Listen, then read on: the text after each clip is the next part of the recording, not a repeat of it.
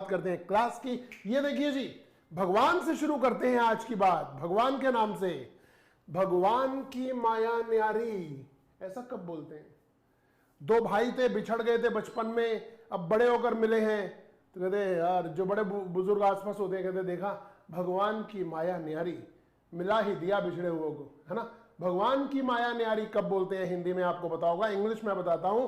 अब ये माया न्यारी के चक्कर में मत पड़ जाना, कहीं आप गूगल से ढूंढना शुरू करो कि माया को क्या बोलते हैं और न्यारी को क्या कहते हैं। ये पूरा सेंटेंस है जिसका मीनिंग है mysterious are the ways of God. Mysterious are the ways of God, sign of exclamation आ रहा है हिंदी और इंग्लिश दोनों में। देखिए मिस्टीरियस, मिस्ट्री क्या होता है? रहस्य। तो रहस्यमयी तरीके हैं भगवान के, किसे कहां से बिछड़ा के किसे कहां से मिला देता है। ये माया तो न्यारी है भगवान की, ऑफ गॉड। ये देखिए, चाहे कुछ भी हो जाए मैं तो वहां जरूर जाऊंगा। अब चाहे कुछ भी हो जाए, आप इसे अलग अलग टाइप करके इसका मीनिंग मत निकालना। चाहे कुछ होता है सम, भी होता है टू, हो जाए कि इंग्लिश हमें नहीं आती, ऐसे नहीं बनेगा भाई। हमें इसी के लिए अंग्रेज लोग क्या बोलते हैं वो सीखने का। जैसे कि ये देखिए जी, कम वट में, भाई साहब घोट के पी जाओ इन सेंटेंसेस को। ये हिंदी से इंग्लिश में ऐसे यूज होते हैं।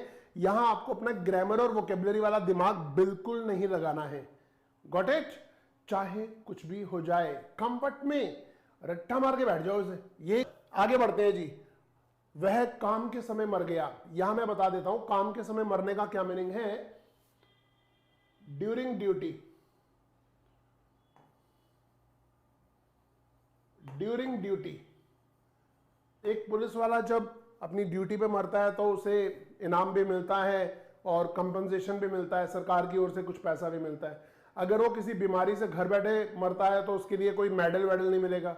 एक फौजी जवान जो बॉर्डर पे हमारी रक्षा कर रहा है, जब वो वहां मरेंगे लड़ते हुए तो मेडल भी मिलेगा, सम्मान भी मिलेगा।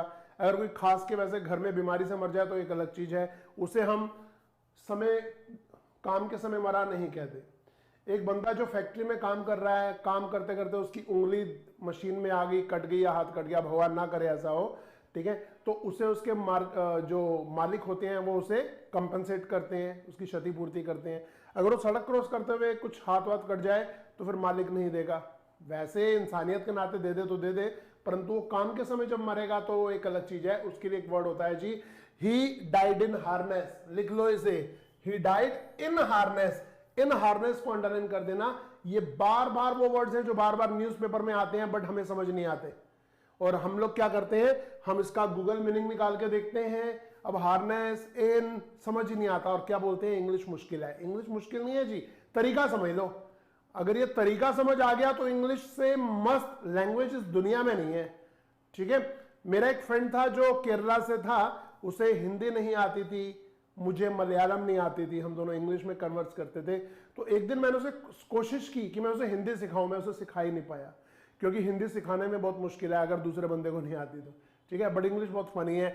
ये देखिए जी, तुम अपनी गलती उस पर मढ़ रहे हो, मढ़ रहे हो, तुम अपनी गलती उस पर मढ़ रहे हो। जब मैं ये सेंटेंसेस देता हूं ना, पहले हिंदी का देता हूं फिर मैं इंग्लिश का देता हूं, तो थोड़ा सा सोचा करो कि हम अगर बनाए तो क्या बनाएंगे। सोचिए क्या बनाएंगे आप।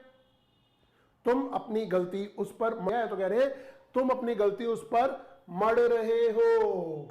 You are washing your hands on him. ये याद करके आज अपने आप को सुनाइएगा, क्योंकि मैं तो आज आपको मिलने नहीं वाला, तो आज अपने आप को सुनाइएगा कि क्या हमें ये याद है। आज का काम आज ही पे करिएगा, कल मत करिएगा। अगला, वह तो तुम्हारी उंगलियों पर नाच रहा है।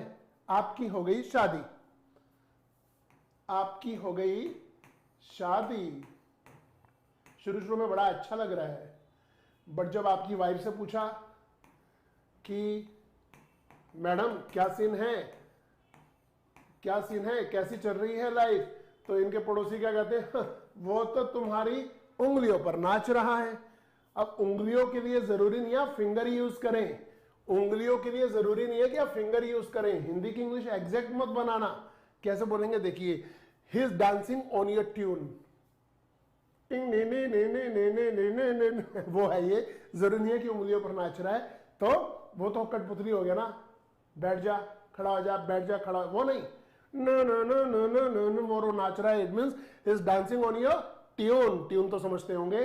Okay, now the next one is, लिखते रहिए लिखते रहिए, कृपया मुझे गलत मत समझना, मुझको गलत ना समझना, मैं नहीं आशिक आवारा, मुझको गलत ना समझना, मेरी बात का गलत मीनिंग मत निकालना, मैं ये नहीं कहना चाह रहा था, आपने कुछ और समझ लिया। जब इस तरह के सेंटेंसेस बोलने होते हैं तो हम क्या करेंगे, मुझे गलत मत समझना, ऐसे मत बोलना, डोंट टेक मी रॉन्ग, वो तो लोकल हो गया।